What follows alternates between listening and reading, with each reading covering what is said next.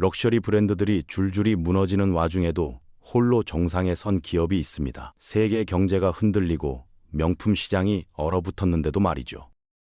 바로 에르메스의 놀라운 성공 스토리를 들여다보겠습니다. 이 브랜드는 다른 모든 명품 업체들이 고전하는 동안에도 오히려 더욱 빛을 발했거든요.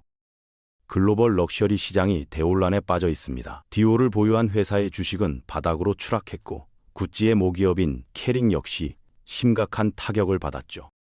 심지어 오랜 기간 럭셔리 업계의 절대 강자로 군림해온 LVMH까지도 예외는 아니었습니다. 샤넬, 루이비통, 프라다 등 네로라 하는 명품 브랜드들이 모두 어려움을 겪었어요. 그런데 말이죠. 이런 암울한 상황 속에서도 유독 빛을 발하는 브랜드가 있었습니다. 마치 폭풍우 속에서도 흔들리지 않는 거대한 바위처럼 말이에요. 바로 에르메스였습니다. 다른 모든 명품 브랜드들이 주가 하락과 매출 감소로 고전하는 동안 에르메스만은 오히려 주가가 상승세를 기록했거든요.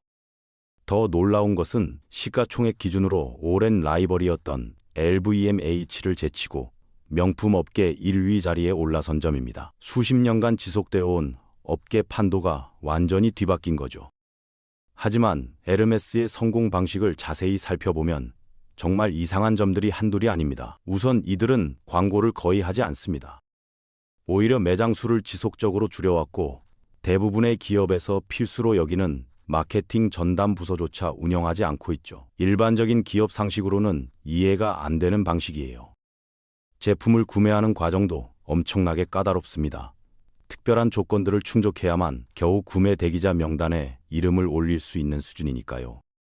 소유하고 있는 브랜드 포트폴리오를 봐도 LVMH와는 비교가 안 됩니다. 에르메스는 사실상 하나의 브랜드로만 승부하고 있거든요. 게다가 매출 규모만 놓고 보면 여전히 LVMH가 압도적으로 앞서는 상황이죠. 그런데도 불구하고 시장에서는 에르메스를 더 높게 평가하고 있는 겁니다. 도대체 어떻게 이런 일이 가능했을까요? 일반적인 경영학 교과서로는 설명하기 어려운 현상이 벌어진 것 같습니다.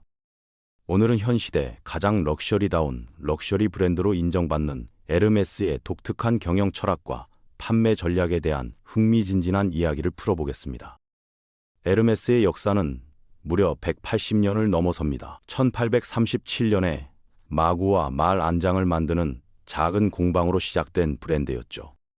하지만 우리가 알고 있는 현재의 에르메스 이미지는 20세기 중반 이후에 완성됐죠. 지금의 상징적인 말 로고와 특유의 오렌지색 포장 박스도 1950년대에 처음 등장했거든요. 그리고 전 세계적으로 유명한 켈리백이라는 이름도 모나코의 공주가 된 그레이스 켈리가 에르메스 가방을 자주 사용하면서 붙여진 것이었습니다. 하지만 진짜 흥미로운 이야기는 이때부터 시작됩니다. 에르메스는 단순히 오래된 브랜드가 아니라 시대의 변화를 정확히 읽어낸 브랜드였어요. 1960년대부터 본격적으로 자동차 시대가 열리면서 마구 사업은 자연스럽게 사양길에 접어들었습니다. 이때 많은 전통 마구 업체들이 문을 닫거나 다른 사업으로 전환했죠. 그러나 에르메스가 진정 특별한 이유는 따로 있습니다. 다른 럭셔리 브랜드들이 대중시장 진출과 확장에 집중하던 시기에 에르메스는 정반대의 길을 선택했거든요. 철저하게 소수의 고객만을 대상으로 하는 브랜드로 자리매김했습니다. 브랜드 관리와 제품 생산을 극도로 엄격하게 통제해온 것이죠. 대표적인 반대 사례가 바로 LVMH 그룹입니다. LVMH는 여러 브랜드를 하나의 우산 아래 두고 생산 과정을 통합해서 효율성을 극대화하는 전략을 택했거든요. 선진국 중산층을 주요 타겟으로 설정하면서 럭셔리 제품의 대중화를 선도했습니다. 명품을 좀 더 접근 가능한 상품으로 만든 셈이죠. 루이비통, 디올, 셀린느, 로에베, 펜디 등 수십 개의 브랜드를 보유하면서 다양한 가격대와 스타일로 고객층을 확장해 나갔습니다. 이런 전략 덕분에 LVMH는 2010년대 후반부터 2020년대 초반까지 전 세계적인 경기 호황과 주식시장 화랑의 수혜를 받으며 명품 업계의 절대 강자가 될 수 있었습니다. 특히 중국과 아시아 지역의 중산층이 급격히 성장하면서 명품에 대한 수요가 폭발적으로 증가했던 시기였죠. LVMH는 이런 흐름을 완벽하게 타고 성장했습니다. 반면 에르메스는 완전히 다른 방향을 추구했습니다. 효율적인 대량 생산이나 판매량 증대보다는 한 제품을 한 명의 장인이 처음부터 끝까지 완성한다는 전통적인 제작 방식을 고집했거든요. 당연히 생산 효율성은 최악 수준이었죠. 하나의 버킨백을 만드는데 숙련된 장인도 최소 18시간 이상이 걸리고 복잡한 모델은 며칠이 소요되기도 합니다. 하지만 이런 방식 덕분에 제품의 희소성은 그 어떤 브랜드도 따라올 수 없는 수준이 됐습니다. 장인 한 명이 1년에 만들 수 있는 가방 개수에는 한계가 있었으니까요. 더욱 충격적인 사실은 명품 시장이 최고 호황을 누리던 시기에도 에르메스는 판매량을 늘리는데 전혀 관심을 보이지 않았다는 점입니다. 실제로 1990년대 이후부터 가맹점을 지속적으로 줄여왔고 대신 직영 매장만을 확장해왔거든요. 품질과 브랜드 이미지에 대한 통제권을 절대 놓치지 않겠다는 의지의 표현이었죠. 여기에 더해 판매 통제도 더욱 강화했고 다른 브랜드들이 흔히 하는 라이선싱 사업도 극도로 제한적으로만 운영해왔습니다. 그리고 정말 놀라운 점은 에르메스에는 마케팅 전담 부서가 존재하지 않는다는 겁니다. 21세기 디지털 시대에 마케팅 없이 어떻게 브랜드를 운영한다는 걸까요? 일반적으로 명품 브랜드들은 유명 연예인을 모델로 기용하고 SNS 마케팅을 적극 활용하며 각종 패션쇼와 이벤트를 통해 브랜드를 알립니다. 하지만 에르메스는 정반대였습니다. 브랜드 앰베서더를 따로 두지도 않고 대규모 광고 캠페인도 거의 진행하지 않습니다. 대신 제품 자체의 품질과 희소성, 그리고 입소문에만 의존해왔죠. 어찌 보면 가장 원시적인 마케팅 방식을 고수해온 셈입니다. 하지만 에르메스 입장에서는 이 모든 것들이 충분히 합리적인 선택이었습니다. 항상 수요가 공급을 압도적으로 넘어섰기 때문이죠. 에르메스의 제품들은 원래부터 돈만 있다고 해서 쉽게 살 수 있는 물건들이 아니었거든요. 광고를 해봤자 구매할 수 없는 사람들만 늘어날 뿐이었습니다. 특히 캘리백이나 버킨백 같은 대표 상품들은 생산량 자체가 극도로 제한되어 있어서 구매 대기 리스트에 이름을 올려야만 합니다. 그런데 더 웃긴 것은 이 리스트에 이름을 올리는 것조차 아무나 할 수 있는 게 아니라는 점입니다. 기존 구매 실적이 있어야만 하거든요. 에르메스의 다른 제품들을 꾸준히 구매하면서 충성 고객임을 입증해야만 비로소 원하는 제품을 살 자격이 주어진다는 뜻입니다. 실제로 버킨백 하나를 사려면 먼저 스카프, 벨트, 시계, 향수 등 다른 에르메스 제품들을 여러 번 구매해야 합니다. 이른바 구매 히스토리를 쌓아야 하는 거죠. 그리고 나서도 짧게는 몇 달, 길게는 1년 이상을 기다려야 하는 경우가 대부분이에요. 심지어 기다린다고 해서 반드시 원하는 색상이나 소재를 받을 수 있는 것도 아닙니다. 매장 직원이 추천하는 색상과 소재 중에서 선택해야 하는 경우가 많고 거부하면 다시 대기 리스트 뒤로 밀려날 수도 있어요. 이런 시스템은 일반적인 소매업의 상식으로는 이해하기 어렵습니다. 고객이 돈을 주고 사겠다는데 왜 이렇게 복잡하게 만드는 걸까요? 실제로 미국에서는 가방 하나 사는 게 왜 이렇게 어려운지 모르겠다며 소송을 제기한 사례도 있었습니다. 에르메스의 판매 방식이 반독점법에 위배된다는 주장이었죠. 하지만 결과는 당연히 에르메스의 완전한 승리였고요. 판사는 이렇게 판결했습니다. 에르메스가 1년에 버킨백을 5개만 만들어서 이를 100만 달러에 판다고 해도 그것은 그들의 자유다라고 말이죠. 틀린 말이 아니죠. 에르메스가 그렇게 하고 싶다면 누가 뭐라고 할 수 있겠습니까? 자유시장 경제에서는 기업이 자신의 제품을 어떻게 판매할지 결정할 권리가 있으니까요. 그렇다면 도대체 왜 에르메스는 이렇게 불편하고 복잡한 방식으로 제품을 판매해온 것일까요? 단순히 브랜드 이미지 때문이었을까요? 답은 의외로 단순합니다. 이 전략이 가장 높은 수익률을 보장해주기 때문이죠. 에르메스의 판매 방식은 겉보기엔 비효율적이지만 실제로는 극도로 효율적입니다. 아무리 캘리백과 버킨백이 비싸다고 해도 그것만으로는 현재와 같은 매출과 수익을 달성하기 어렵습니다. 연간 생산량이 워낙 제한적이니까요. 하지만 이 가방들을 구매하려면 다른 제품들도 함께 사야 하니까 전체 수익률이 크게 올라가는 거예요. 일종의 번들 판매 전략인 셈입니다. 고객 입장에서는 원하는 가방 하나를 사기 위해 필요하지도 않은 다른 상품들을 억지로 구매해야 하는 상황이 발생합니다. 하지만 워낙 가방을 갖고 싶은 마음이 크다 보니 어쩔 수 없이 다른 상품들도 함께 구매하게 되는 거죠. 에르메스는 이런 고객 심리를 완벽하게 파악하고 있었던 겁니다. 실제로 에르메스의 매출 구조를 살펴보면 핵심 품목인 가죽 제품이 전체의 절반 정도를 차지하고 나머지 절반은 그 가죽 제품을 사기 위해서 어쩔 수 없이 구매해야 하는 다른 상품들로 구성되어 있습니다. 스카프, 시계, 향수, 보석, 의류 등이 모두 버킨백을 사기 위한 징검다리 역할을 하고 있는 것이죠. 고객들은 이런 상품들을 정말 원해서 사는 게 아니라 가방을 사기 위해 마지못해 구매하는 경우가 많습니다. 결국 에르메스는 원하는 사람이 있어도 마음대로 살 수 없는 사실상의 독점적 지위를 확보했습니다. 이는 다른 어떤 명품 브랜드도 갖지 못한 특별한 위치예요. 샤넬이나 루이비통이 아무리 유명하고 인기가 좋아도 버킨백을 기다리던 고객이 갑자기 마음을 바꿔서 다른 브랜드로 돌아서지는 않거든요. 대체제가 사실상 존재하지 않는 겁니다. 이런 철학은 에르메스의 회장인 악셀 뒤마의 발언에서도 잘 드러납니다. 시가총액 기준으로 LVMH를 넘어선 것이 화제가 됐을 때도 우리를 그들과 비교하지 말라고 했죠. 애초에 경쟁 상대가 아니라는 겁니다. LVMH는 다양한 브랜드로 다양한 고객층을 공략하지만 에르메스는 오직 최상위층만을 노리고 있다는 뜻이에요. 이런 자신감은 어디서 나오는 걸까요? 바로 에르메스 제품들의 독특한 투자 가치 때문입니다. 그래서일까요? 에르메스 가방의 중고 거래 프리미엄은 최소 2배 이상입니다. 어떻게 보면 투자 목적으로도 꽤 괜찮은 상품인 셈이죠. 특히 버킨백의 경우 10년 전에 구매한 제품이 지금은 3-4배 가격에 거래되는 경우도 흔합니다. 주식이나 부동산보다 수익률이 좋을 때가 많아요. 중고 거래 시장의 대표 주자인 샤넬과 비슷한 성격이라고도 볼 수 있습니다. 하지만 에르메스가 샤넬보다 한 단계 더 위에 있다고 보는 사람들이 많죠.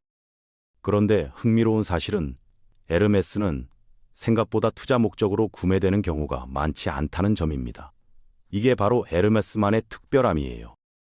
투자 관점에서 자주 거래되고 돈을 열심히 모으면 살 수 있는 샤넬이나 루이비통과는 달리 에르메스의 주요 고객층은 진짜 부유층이거든요. 중산층이 함부로 접근할 수 있는 가격대가 아니죠. 버킨백 하나가 보통 2천만 원에서 시작해서 희귀한 소재로 만든 제품은 1억 원을 넘어서기도 합니다. 그렇다 보니 에르메스의 주요 고객들은 웬만해서는 구매한 제품을 되파는 일이 없습니다. 굳이 팔 필요도 없고 되팔 이유도 없는 거죠. 그냥 소장과 수집 자체가 목적이니까요. 이런 고객들이 에르메스의 핵심 고객층이고 이들 덕분에 에르메스는 경기 변동에 상대적으로 영향을 덜 받을 수 있었던 겁니다. 지난 2년 동안 글로벌 명품 시장은 극심한 침체를 겪었습니다. 가장 큰 원인은 10여 년간 명품을 가장 많이 구매해오던 전 세계 중산층의 구매력이 현저히 약해졌기 때문이죠. 코로나19 이후 인플레이션이 급격히 상승하고 금리도 올라가면서 중산층의 가처분 소득이 크게 줄어들었습니다. 이제는 예전만큼의 소비 여력이 없어진 겁니다. 특히 한국, 중국, 일본 등 아시아 지역의 중산층이 그동안 명품 소비의 핵심이었는데 이 지역 경제가 전반적으로 둔화되면서 명품 수요가 급격히 감소했어요. 그래서 중산층을 주요 타겟으로 하는 명품들이 전부 부진을 겪고 있는 상황입니다. 루이비통, 구찌, 프라다 등이 모두 여기에 해당하죠. 하지만 에르메스는 완전히 달랐습니다. 명품이 가장 인기를 끌던 시기에도 브랜드 가치를 지키기 위해서 대중시장이 아닌 극소수의 진짜 부자들만을 노렸으니까요. 이런 전략이 처음에는 성장 기회를 놓치는 것처럼 보였지만 지금 같은 상황에서는 오히려 최고의 선택이었다는 게 증명됐습니다. 이런 차이가 지금 같은 경기 불황에서도 에르메스를 든든하게 지켜주는 방패막이가 된 겁니다. 보통 경기가 어려워져도 최상위 부유층의 소비 패턴에는 큰 변화가 없으니까요. 오히려 경기가 어려울수록 진짜 부자들과 가짜 부자들 사이의 구분이 더욱 명확해집니다. 진짜 부자들은 여전히 에르메스를 구매하지만 그렇지 않은 사람들은 명품 소비를 줄이게 되죠. 이런 철저한 브랜드 철학은 다음 사건에서도 잘 드러납니다. 메이슨 로스차일드라는 인물이 버킨백의 디자인을 모방해서 메타버킨이라는 이름의 NFT를 출시했는데요. 이 NFT는 실제 버킨백을 디지털로 구현한 것이었고 가상세계에서 사용할 수 있다는 컨셉이었습니다. 당시 NFT 붐이 한창이던 시기라 꽤 화제가 됐었죠. 하지만 에르메스가 즉시 소송을 제기했고 승소했습니다. 법원은 메타버켄이 에르메스의 상표권을 침해했다고 판결했고 해당 NFT의 판매를 금지시켰어요. 여기서 재미있는 점은 다른 명품 브랜드들은 짝퉁이나 모조품에 대해 눈 감아주는 경우가 생각보다 많다는 겁니다. 자신들의 브랜드가 일반 소비자들 사이에서 바이럴이 되면 브랜드 노출 효과가 있다고 보기 때문이죠. 일종의 무료 광고 효과를 기대하는 거예요.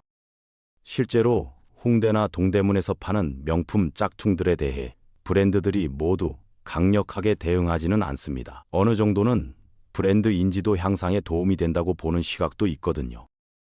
하지만 에르메스는 정반대로 행동했던 겁니다. 브랜드 이미지 방어에 대한 진심을 보여준 것이죠. 심지어 가상세계의 NFT까지도 용납하지 않겠다는 강력한 의지를 보여줬어요.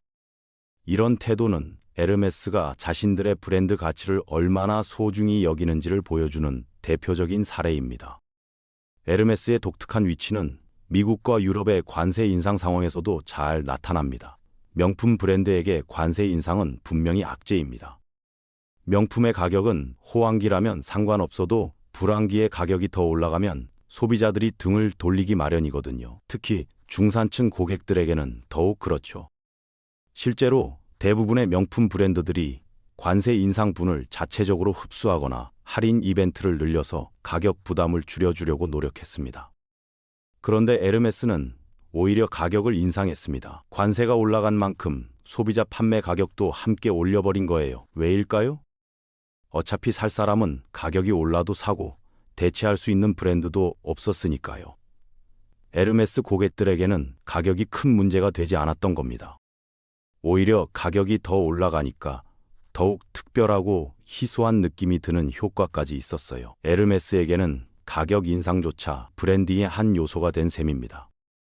이런 대응 방식은 다른 브랜드들로서는 상상하기 어려운 일이었죠. 고객들이 떠날 것을 걱정해야 하는 다른 브랜드들과는 상황이 완전히 달랐으니까요.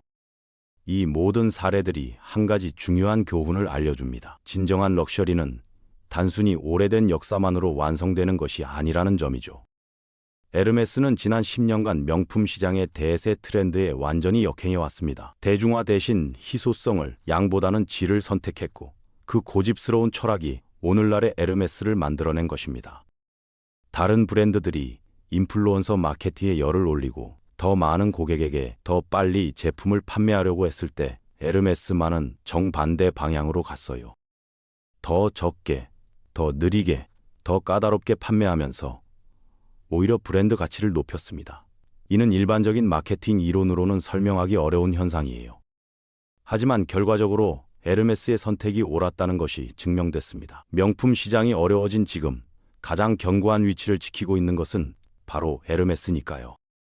진정한 럭셔리란 트렌드를 쫓아가는 것이 아니라 자신만의 가치를 끝까지 지켜내는 것에서 시작된다는 사실을 에르메스가 완벽하게 증명해 보인 겁니다. 하지만 여기서 중요한 점이 하나 있습니다. 단순히 비싸게 팔고 적게 만든다고 해서 모든 브랜드가 에르메스가 될 수 있는 것은 아니라는 거예요. 에르메스는 180년이 넘는 세월 동안 일관되게 브랜드 이미지를 구축해왔고 그것을 철저하게 지켜내왔거든요. 이런 역사와 전통은 하루아침에 만들어질 수 있는 게 아닙니다. 또한 실제 제품의 품질도 뒷받침되어야 합니다. 에르메스의 가죽 제품들은 정말로 최고 수준의 소재와 기술력으로 만들어지거든요. 장인들의 손길이 하나하나 느껴지는 수작업 제품이고 몇십 년을 써도 변하지 않는 내구성을 자랑합니다. 이런 품질이 뒷받침되지 않으면 아무리 마케팅을 잘해도 소용없어요. 그래서 지금까지도 사람들이 에르메스를 진짜 명품 브랜드로 인정하고 있는 것입니다. 겉모습만 화려한 가짜 명품들과는 차원이 다른 거죠. 명품의 진짜 가치는 변하지 않는 확고한 철학에서 나오는 법이니까요. 에르메스가 보여준 것은 바로 이런 철학의 힘이었습니다. 그렇다면 앞으로는 어떨까요? 10년 뒤에도 에르메스가 여전히 독보적인 위치를 유지하고 있을까요? 아니면 LVMH가 다시 왕좌를 되찾을까요? 미래를 정확히 예측하기는 어렵지만 현재의 트렌드가 지속된다면 에르메스의 우위는 계속될 것 같습니다. 글로벌 경제의 양극화가 심해질수록 진짜 부유층과 나머지의 격차는 더욱 벌어질 테니까요. 그리고 에르메스는 바로 그 진짜 부유층을 타겟으로 하는 브랜드입니다. 이들의 소비 패턴은 경기 변동과 상관없이 안정적이에요. 또한 희소성에 대한 가치도 앞으로 더욱 중요해질 것 같습니다. 모든 것이 대량 생산되고 쉽게 구할 수 있는 시대일수록 정말 특별하고 희귀한 것들의 가치는 더욱 올라가니까요. 명품 시장의 미래를 정확히 예측하기는 어렵지만 한 가지만큼은 확실합니다. 지금 이 순간 가장 명품다운 명품은 바로 에르메스라는 것 말이죠. 내용 유익하셨다면 구독 눌러주시면 다음 영상도 빠르게 볼 수 있습니다. 오늘도 영상 시청해 주셔서 감사합니다.